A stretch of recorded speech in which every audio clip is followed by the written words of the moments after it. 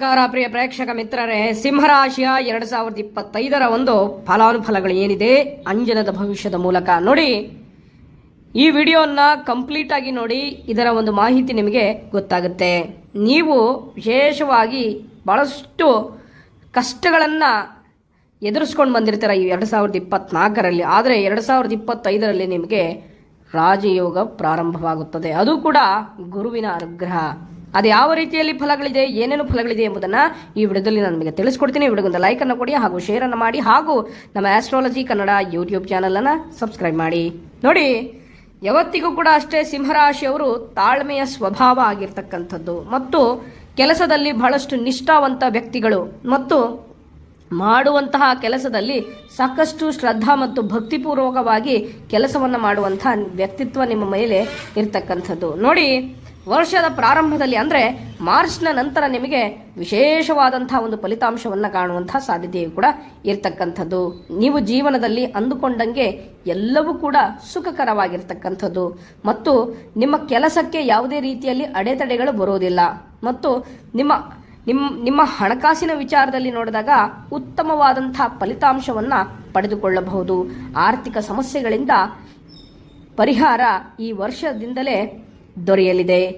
ಸಾಕಷ್ಟು ಸೀಕ್ರೆಟ್ ಹಣವನ್ನು ಕೂಡ ನೀವು ಬೇರೆ ಮೂಲಗಳಿಂದ ಪಡೆದುಕೊಳ್ಳುವಂತಹ ಸಾಧ್ಯತೆ ಇದೆ ಮತ್ತು ಜನವರಿ ತಿಂಗಳಿನಲ್ಲಿ ಸ್ವಲ್ಪ ಹಣಕಾಸಿನ ವೆಚ್ಚಗಳು ಹೆಚ್ಚಾಗುವಂಥ ಒಂದು ಸಂದರ್ಭಗಳು ಬರುವಂಥ ಸಾಧ್ಯತೆ ಇದೆ. ಆರ್ಥಿಕ ಸಮಸ್ಯೆಯಲ್ಲಿ ಸಾಕಷ್ಟು ಕಷ್ಟಗಳನ್ನು ಎದುರಿಸ್ತಾ ಇದ್ದೀರಪ್ಪ ಅಂತ ಹೇಳಿದ್ರೆ ನೋಡಿ, ಜೂನ್ ತಿಂಗಳಿನಲ್ಲಿ ಸ್ವಲ್ಪ ಆರ್ಥಿಕವಾದಂಥ ಸ್ವಲ್ಪ ಪ್ರಮಾಣದಲ್ಲಿ ನೀವು ಆರ್ಥಿಕ ಸಮಸ್ಯೆಗಳನ್ನು ಎದುರಿಸಬಹುದು. ಆದರೆ ಅಕ್ಟೋಬರ್ ತಿಂಗಳಿನಲ್ಲಿ ಅದೇ ರೀತಿಯಲ್ಲಿ ತಿರ್ಗಾ ನಿಮಗೆ ಅನುಕೂಲವೂ ಕೂಡ ದೊರೆಯುವಂತಹ ಸಾಧ್ಯತೆಯು ಕೂಡ ಇರತಕ್ಕಂಥದ್ದು ಮತ್ತು ನವೆಂಬರ್ ತಿಂಗಳಿನಲ್ಲಿ ಸ್ವಲ್ಪ ಎಲ್ಲ ಒಂದು ಮಾಡಿದಂತಹ ಸಾಲದಿಂದ ಒಂದು ವಾಹನದ ಮೇಲೆ ಮಾಡಿದಂತಹ ಒಂದು ಸಾಲ ಆಗಿರ್ಬೋದು, ಮನೆ ಪೀಠೋಪಕರಣದ ಮೇಲೆ ಮಾಡಿದಂತಹ ಸಾಲಗಳು ಎಲ್ಲವೂ ಕೂಡ ಅದರಿಂದ ಮುಕ್ತಿಯಾಗುವಂತಹ ಒಂದು ಸಂದರ್ಭಗಳು ಬರುವಂತಹ ಸಾಧ್ಯತೆಯು ಕೂಡ ಇರ್ತಕ್ಕಂಥದ್ದು. ಇದು ಹಣಕಾಸಿನ ವಿಚಾರ.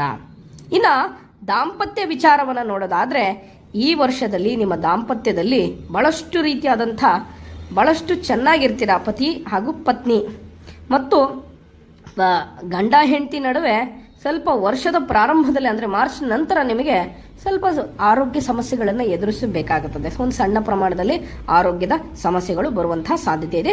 ಹಾಗಾಗಿ ಸ್ವಲ್ಪ ಜಾಗ್ರತೆಯನ್ನು ನೀವು ಇರಬೇಕು. ನೋಡಿ, ನಿಮಗೇನಾದರೂ ಒಂದು ಕಷ್ಟ ಕಾರ್ಪಣ್ಯಗಳು ಬಂದಾಗ ಗುರುರಾಯರನ್ನು ನೆನೆಸ್ಕೊಳ್ಳಿ, ರಾಘವೇಂದ್ರ ಸ್ವಾಮಿಯನ್ನು ನೆನೆಸ್ಕೊಳ್ಳಿ. ನಿಮ್ಮ ಕಷ್ಟ ಕಾರ್ಪಣ್ಯಗಳು ದೂರವಾಗುತ್ತೆ. ನಿಮಗೆ ಆರೋಗ್ಯ ಸಮಸ್ಯೆ ಬರ್ತಾ ಇದೆಯಪ್ಪ ಅಂತ ಹೇಳಿದ್ರೆ ನೀವು ಗುರುರಾಯರ ಭಕ್ತರಾಗಿದ್ದರೆ ಗುರು ರಾಘವೇಂದ್ರ ಎಂದು ಕಮೆಂಟನ್ನು ಮಾಡಿ ಗೆಳೆಯರೇ. ನೋಡಿ, ಮತ್ತು ನಿಮ್ಮ ಗಂಡನು ಕೂಡ ಅಷ್ಟೇ ನಿಮ್ಮ ಆರೋಗ್ಯ ಅಂದರೆ ಪತ್ನಿಗೆ ಸ್ವಲ್ಪ ಆರೋಗ್ಯ ಸಮಸ್ಯೆಗಳು ಕೂಡ ಬರುವಂತಹ ಸಾಧ್ಯತೆ ಇದೆ. ಆದರೆ ನಿಮ್ಮ ಗಂಡ ಅದನ್ನು ನಿಮ್ಮ ಬಗ್ಗೆ ಬಹಳಷ್ಟು ಕಾಳಜಿಯನ್ನು ವಹಿಸುವಂತಹ ಒಂದು ಸಂದರ್ಭಗಳು ಕೂಡ ಬರುವಂತಹ ಸಾಧ್ಯತೆ ಇದೆ ಮತ್ತು ಇದೆಲ್ಲವೂ ಕೂಡ ಸ್ವಲ್ಪ ಏಪ್ರಿಲ್ನಿಂದ ಒಂದು ಸೆಪ್ಟೆಂಬರ್ ನಡುವೆ ಒಂದು ಸಣ್ಣ ಪುಟ್ಟ ರೀತಿಯಾದಂತಹ ಆರೋಗ್ಯ ಸಮಸ್ಯೆಗಳು ಬರುತ್ತೆ. ಓಕೆನಾ? ಹಾಗಾಗಿ ನಿಮ್ಮ ದಾಂಪತ್ಯ ಜೀವನದ ನಡುವೆ ಹೊಸ ಜೀವನವು ಕೂಡ ಬದಲಾಗುವಂತಹ ಸಾಧ್ಯತೆ ಇದೆ.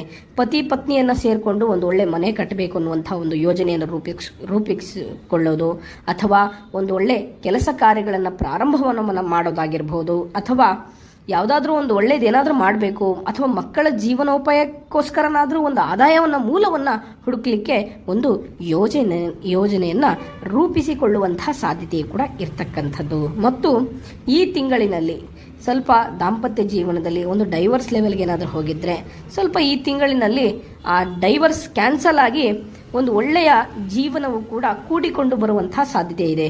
ಆದಷ್ಟು ಕೂಡ ಅಷ್ಟೇ ಶಾಂತಚಿತ್ತತೆಯಿಂದ ಇರಬೇಕು. ಗುರು ಹಿರಿಯರನ್ನು ಫಾಲೋ ಮಾಡಬೇಕು ನೀವು ಮತ್ತು ತಂದೆ ತಾಯಿಯ ಮಾತನ್ನು ಎಂದಿಗೂ ಕೂಡ ಮೀರಬೇಡಿ. ಅಥವಾ ತಂದೆ ತಾಯಿನೇ ಈ ವರ್ಷ ನಿಮಗೆ ನಿಮಗೆ ಒಂದು ಒಳ್ಳೆಯ ಮಾರ್ಗವನ್ನು ತೋರಿಸುವುದು, ಒಂದು ಒಳ್ಳೆಯ ದಿಕ್ಕನ್ನು ತೋರಿಸುವಂತಹ ಸಾಧ್ಯತೆ ಇದೆ.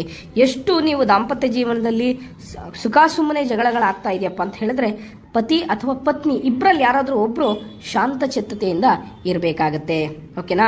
ಶಾಂತಚಿತ್ತತೆಯಿಂದ ಇದ್ದರೆ ನಿಮಗೆ ವಿಶೇಷವಾದಂಥ ಲಾಭವನ್ನು ಕಾಣ್ತೀರಾ. ಇನ್ನು ವೃತ್ತಿ ಜೀವನದ ಬಗ್ಗೆ ನೋಡೋದಾದರೆ ನೋಡಿ, ವೃತ್ತಿ ಜೀವನದಲ್ಲಿ ಅಂದರೆ ಏಪ್ರಿಲ್ನ ನಂತರ ಹಿರಿಯ ಅಧಿಕಾರಿಗಳ ಜೊತೆ ಒಂದು ಉತ್ತಮವಾದಂಥ ಒಂದು ಬಾಂಧವ್ಯ ಬೆಳೆಯುವಂಥ ಸಾಧ್ಯತೆ ಇದೆ ಮತ್ತು ಸ್ವಲ್ಪ ಪ್ರಮೋಷನ್ಸ್ಗಳು ಬೆಳೆಯುವಂಥ ಸಾಧ್ಯತೆಯು ಕೂಡ ಇರ್ತಕ್ಕಂಥದ್ದು. ಮತ್ತು ಸ್ವಲ್ಪ ಆಗಸ್ಟ್ ಅಥವಾ ಅಕ್ಟೋಬರ್ ತಿಂಗಳಿನಲ್ಲಿ ಬಾಕಿ ಉಳಿದಿದ್ದ ಏನು ಆಗಬೇಕು, ಬಡ್ತಿ ಬರಬೇಕು, ಪ್ರಮೋಷನ್ ಸಿಗಬೇಕು ಅಂತ ಅಂದುಕೊಂಡಿರೋರು ಆಗಸ್ಟ್ ಅಥವಾ ಅಕ್ಟೋಬರ್ ತಿಂಗಳಿನಲ್ಲಿ ನಿಮಗೆ ಅದೆಲ್ಲವೂ ಕೂಡ ಕಾರ್ಯಸಿದ್ಧಿ ಬರುವಂತಹ ಸಾಧ್ಯತೆಯು ಕೂಡ ಇರ್ತಕ್ಕಂಥದ್ದು. ಮತ್ತು ಉದ್ಯೋಗಕ್ಕೋಸ್ಕರ ಬಹಳಷ್ಟು ಕಷ್ಟಗಳನ್ನು ಪಡ್ತಾ ಇದ್ದರೆ ವರ್ಷದ ಆರಂಭದಲ್ಲೇ ನಿಮಗೆ ಹೆಚ್ಚು ಹೆಚ್ಚು ಲಾಭವನ್ನು ನೀವು ಕಾಣುವಂತಹ ಸಾಧ್ಯತೆಯು ಕೂಡ ಇರ್ತಕ್ಕಂಥದ್ದು. ಇನ್ನು ವಿದ್ಯಾರ್ಥಿಗಳು ಕೂಡ ಅಷ್ಟೇ ಬಹಳಷ್ಟು ಸರ್ಕಾರಿ ಉದ್ಯೋಗಕ್ಕೋಸ್ಕರ ಕಷ್ಟವನ್ನು ಪಡ್ತಾ ಇರ್ತೀರಾ ಮತ್ತು ಈ ತಿಂಗಳಿನಲ್ಲಿ ನೀವು ದುಡಿದಿರ್ತಕ್ಕಂಥ ಒಂದು ಹಣ ಒಂದು ಒಳ್ಳೆಯ ಮಾರ್ಗದಲ್ಲಿ ಖರ್ಚಾಗುತ್ತದೆ ಮತ್ತು ಒಂದು ಒಳ್ಳೆ ಪ್ಲಾನಿನಿಂದ ನಿಮಗೆ ಜೀವನದಲ್ಲಿ ಒಂದು ಒಳ್ಳೆ ಸಮೃದ್ಧಿಯು ಕೂಡ ಆಗುವಂತಹ ಸಾಧ್ಯತೆ ಇದೆ. ನಿಮ್ಮ ಆದಾಯವು ಒಂದು ಒಳ್ಳೆಯ ರೀತಿಯಲ್ಲಿ ಸಂಪಾದನೆಯು ಕೂಡ ಹೆಚ್ಚಾಗುವಂತಹ ಒಂದು ಸಂದರ್ಭಗಳು ಕೂಡ ಬರುವಂತಹ ಸಾಧ್ಯತೆ ಇದೆ. ಯಾವುದೇ ರೀತಿಯಲ್ಲಿ ಕೆಲಸ ಬಿಟ್ಟೋಗೋದಾಗಿರ್ಬೋದು ಅಥವಾ ಕೆಲಸದಿಂದ ನಿಮ್ಮನ್ನ ಡಿಪ್ರಮೋಟ್ ಮಾಡೋದಾಗಿರ್ಬೋದು, ಅಂಥದ್ದು ಯಾವುದೇ ತೊಂದರೆ ಇಲ್ಲ. ಅದು ಸರ್ಕಾರಿ ಆಗಿರ್ಬೋದು ಅಥವಾ ಒಂದು IT ಕ್ಷೇತ್ರದಲ್ಲಿರ್ಬೋದು ಅಥವಾ ವಾಣಿಜ್ಯ ಕ್ಷೇತ್ರದಲ್ಲಿ ಇರತಕ್ಕಂಥ ವ್ಯಕ್ತಿಗಳು ಕೂಡ ಆಗಿರಬಹುದು.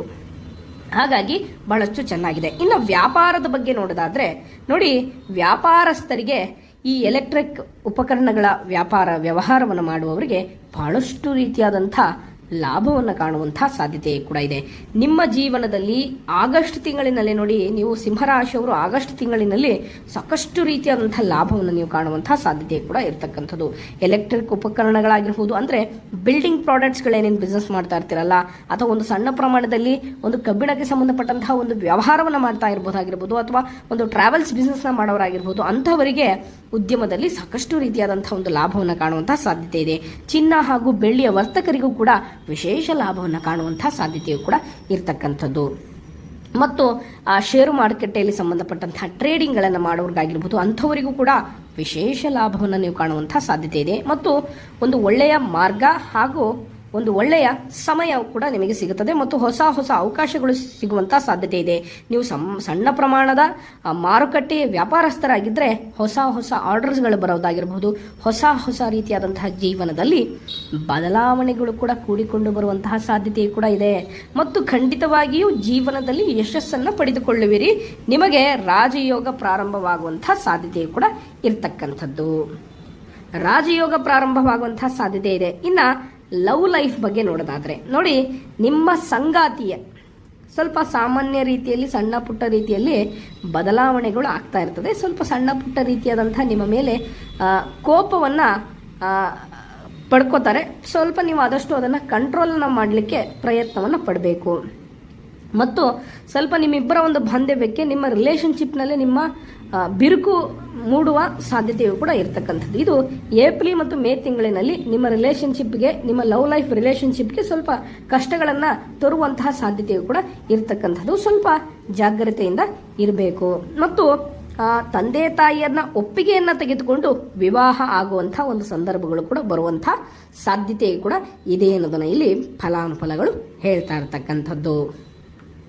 ಮತ್ತು ಇನ್ನೊಂದೇನಪ್ಪ ಅಂತ ಹೇಳಿದ್ರೆ, ಡಿಸೆಂಬರ್ನಲ್ಲಿ ನಿಮಗೆ ವಿವಾಹಗಳು ಕೂಡಿಕೊಂಡು ಬರುವಂಥ ಸಾಧ್ಯತೆ. ಅಂದರೆ 2025 ಸಿಂಹರಾಶಿಯವರಿಗೆ ಲವ್ ರಿಲೇಷನ್ಶಿಪ್ ಇರೋರಿಗೆ ಡಿಸೆಂಬರು ಅಥವಾ ನವೆಂಬರ್ ತಿಂಗಳಿನಲ್ಲಿ ವಿವಾಹ ಆಗುವಂಥ ಸಾಧ್ಯತೆ ಕೂಡ ಇರ್ತಕ್ಕಂಥದ್ದು. ಇನ್ನು ಆರೋಗ್ಯದ ಬಗ್ಗೆ ನೋಡೋದಾದರೆ, ಸ್ವಲ್ಪ ಆರೋಗ್ಯದಲ್ಲಿ ಯಾವುದೇ ಆರೋಗ್ಯದ ಸಮಸ್ಯೆಯನ್ನು ಅನುಭವಿಸ್ತಿದ್ದೀರಲ್ಲ, ಅದಕ್ಕೆ ಒಂದು ಸೂಕ್ತವಾದಂತಹ ಪರಿಹಾರ ದೊರಕಲಿದೆ. ಇದು ಜೂನ್ ಮತ್ತು ಆಗಸ್ಟ್ ತಿಂಗಳಿನಲ್ಲಿ ನಿಮಗೆ ಈ ಒಂದು ಸೋಂಕಿನಲ್ಲಿ ಯಾರ್ಯಾರು ಒಳಗಾಗಿರ್ತಿರಲ್ಲ, ಇದರಿಂದ ಸ್ವಲ್ಪ ಮುಕ್ತಿಯನ್ನು ಕಾಣುವಂಥ ಸಾಧ್ಯತೆ ಇದೆ. ಸ್ವಲ್ಪ ಇನ್ನೊಂದೇನಪ್ಪ ಅಂತ ಹೇಳಿದ್ರೆ, ಈ ಅಕ್ಟೋಬರ್ ಆದ ನಂತರ, ನವೆಂಬರ್ ನಂತರ ಸ್ವಲ್ಪ ಆರೋಗ್ಯದಲ್ಲಿ ಸ್ವಲ್ಪ ಒಂದಷ್ಟು ರೀತಿಯಲ್ಲಿ ಸಮಸ್ಯೆಗಳು ಬಂದು ನವೆಂಬರ್ ಅಥವಾ ಡಿಸೆಂಬರ್ನಲ್ಲಿ ಸ್ವಲ್ಪ ಚೇತರಿಕೆ ಆಗುವಂತಹ ಸಾಧ್ಯತೆಯು ಕೂಡ ಇದೆ.